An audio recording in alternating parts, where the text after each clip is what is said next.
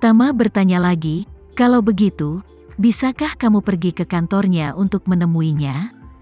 Tidak, Gustavo menggelengkan kepalanya, manajemen di sini masih sangat ketat. Saya masih belum tahu seperti apa area internal kantor mereka. Tama bertanya dengan rasa ingin tahu, aku mendengar orang lain berkata bahwa kau memiliki banyak kebebasan di sini. Dan kamu bahkan bisa menyelinap keluar untuk bermalam, kau memiliki tingkat kebebasan yang tinggi. Apa kamu belum pernah ke area internal kantor mereka? Gustavo berkata, meskipun kadang-kadang saya bisa meninggalkan area penjara dengan tenang untuk bersantai. Dia juga membuat ketentuan dengan saya bahwa setiap kali saya keluar, saya harus berbohong terlebih dahulu tentang sakit. Dan kemudian dokter akan mengeluarkan saya surat keterangan interniran untuk observasi. Setelah lampu padam di malam hari, orang-orang saya akan mengirimkan pengganti sementara saya. Dan dia akan bermalam di rumah sakit, bukan saya. Sementara saya akan ditahan oleh penjaga penjara. Penjaga penjara yang diatur oleh direktur keluar dengan menggunakan masker, dan mereka sangat berhati-hati setiap saat. Tama mendecakkan bibirnya dan terus bertanya kepadanya. Bisakah kamu memperkenalkanku pada sipir ini? Siapa namanya, latar belakangnya, dan berapa umurnya? Usia, hobi, Gustavo mengangguk dan berkata, sipir di sini bernama Bruno Weinstein, dan dia berumur 43 tahun. Tama mengerutkan kening. Weinstein? Tampaknya nama keluarga ini tidak terlalu umum. Gustavo berkata, ini memang tidak terlalu umum. Bruno Weinstein tidak terlalu terkenal. Tapi Anda seharusnya pernah mendengar tentang salah satu paman jauhnya di Hollywood. Penjahat terkenal itu. Tama tiba-tiba menyadari, oh aku tahu, penjahat Hollywood lah yang melanggar ratusan bintang. Ya, Gustavo mengangguk, Bruno mirip dengan paman jauhnya. Mereka semua tertarik bermain dengan tubuh. Selain menghasilkan uang, hobi terbesarnya adalah perempuan. Tama mengangguk sedikit dan berkata sambil tersenyum. Jika dia suka bermain dengan wanita, maka ada titik masuknya. Saat dia berbicara, Tama bertanya lagi, apa ada transfer keuntungan antara kau dan Bruno ini? Gustavo berkata, di permukaan, tidak ada transfer manfaat. Bagaimanapun, dia adalah anggota keluarga Rothschild, dan dia tidak berani terlalu sombong. Namun, diam-diam aku punya orang yang mengatur beberapa wanita cantik untuknya di luar. Tama mengangguk dan berkata, kalau begitu, kamu harus mencari cara untuk membuat janji dengannya. Lebih cepat lebih baik, dan kamu harus membawaku menemuinya. Gustavo bertanya, Tuan Vicky, bagaimana saya harus memperkenalkan Anda kepadanya? Tama berkata, sederhana saja, katakan saja kau pernah menjalin hubungan denganku di Meksiko sebelumnya. Tapi kau tidak menyangka aku akan ditangkap karena imigrasi ilegal. Jadi kamu ingin dia lebih menjagaku di penjara. Setelah mengatakan itu, Tama menambahkan, jangan biarkan bantuannya sia-sia. Cepat dan atur beberapa keindahan untuknya. Semakin cantik semakin baik, rawat dia dengan baik malam ini. Gustavo mengangguk, oke, saya akan mengaturnya. Saat dia mengatakan itu, dia mengeluarkan ponsel dari sakunya. Ketika Stephen melihat bahwa dia sebenarnya memiliki ponsel, dia langsung berkata tanpa sadar. Sialan, dari mana kamu mendapatkan ponsel itu? Dapatkan aku satu kapan-kapan. Tama memutar matanya ke arahnya dan memarahi, diam. Kita sedang sibuk dengan bisnis, jangan menyela. Stephen segera menutup mulutnya dengan sadar.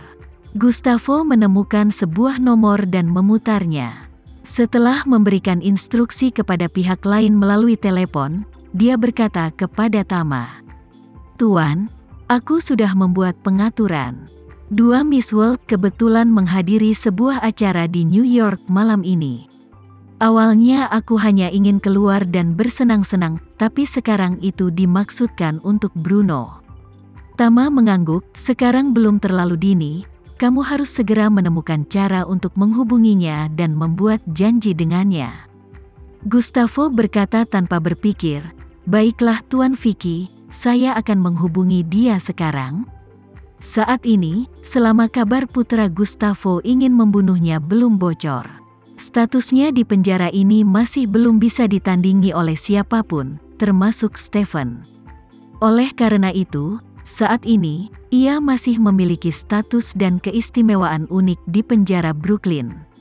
Setelah dia menelepon dan mengatur kedua gadis itu malam ini, dia menelepon langsung ke sipir penjara. Di telepon, dia berkata dengan samar, Bruno, sejumlah barang baru telah tiba malam ini. Aku ingin tahu apa kau punya pengaturan. Jika tidak, kau dapat membantuku memeriksa barangnya. Ketika sipir mendengar ini, dia langsung berkata dengan semangat, aku tidak punya rencana apapun malam ini, Tuan Gustavo. Apa kamu benar-benar memiliki barang bagus untuk tiba? Kepala penjara sangat penting bagi keluarga Rothschild, seorang budak rumah tangga dengan nama keluarga asing. Dan dia hanya memegang posisi sipir. Dari sini terlihat bahwa ia sebenarnya kurang menikmati kehidupan mewah kelas atas. Untuk memastikan hak istimewanya di sini, Gustavo telah mengatur pesta lain beberapa kali sebelumnya, yang merupakan pembuka mata bagi pihak lain. Oleh karena itu, ketika Gustavo mengatakan ada produk baru yang perlu diperiksa pihak lain tentu saja sangat bersemangat. Gustavo tersenyum saat ini dan berkata, kapan aku tidak pernah memenuhi kata-kataku? Pihak lain segera berkata dengan hormat, ya, kamu benar. Gustavo juga memanfaatkan kesempatan ini dan berkata, tapi sebaiknya kita bertemu lagi nanti.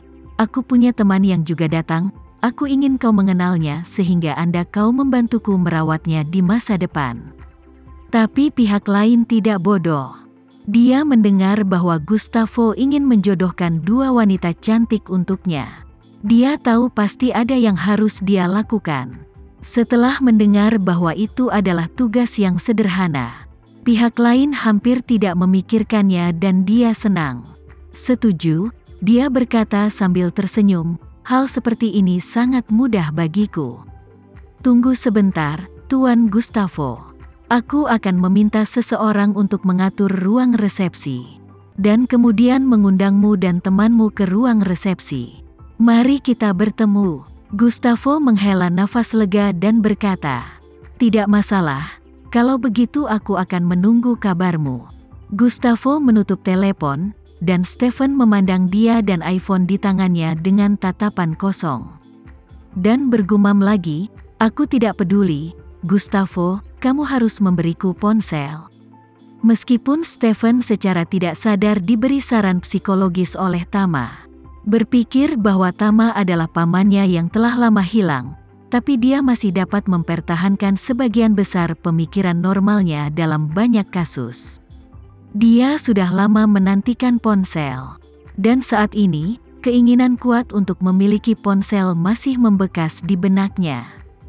Gustavo memandang Stephen dengan perasaan tidak senang dan kemudian berkata, pendapatku dalam hal ini tidak dihitung. Dan apa yang kau katakan tidak dihitung. Tuan Vicky lah yang mengambil keputusan akhir. Setelah mengatakan itu, dia memandang Tama dan bertanya, Tuan Vicky, bagaimana menurutmu? Tama memandang Stephen dan berkata, mengapa kamu membutuhkan ponsel?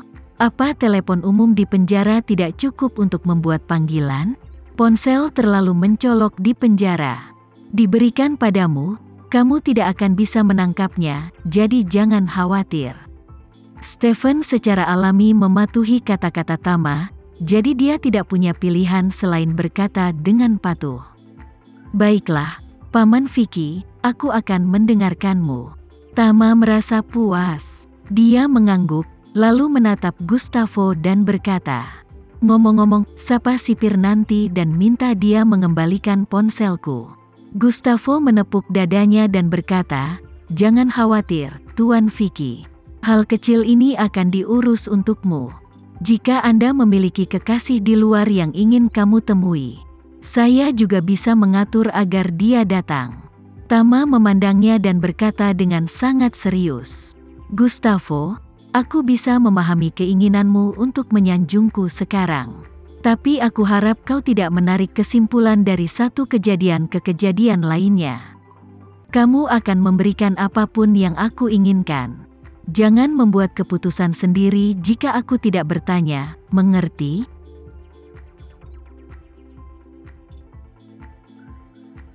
Sekian dulu ya video kali ini, kita lanjutkan lagi videonya di lain waktu. Oh iya, bagaimana menurut kalian? Semoga bisa sedikit menghibur kalian semua. Untuk teman-teman yang baru nonton, jangan lupa subscribe ya, hehehe. Dan kalau teman-teman ada yang ingin gabung langganan, bisa langsung gabung saja untuk dapat fitur yang menarik dan sedikit membantu Mimin. Terima kasih banyak sudah menonton, sampai jumpa lagi, bye bye bye.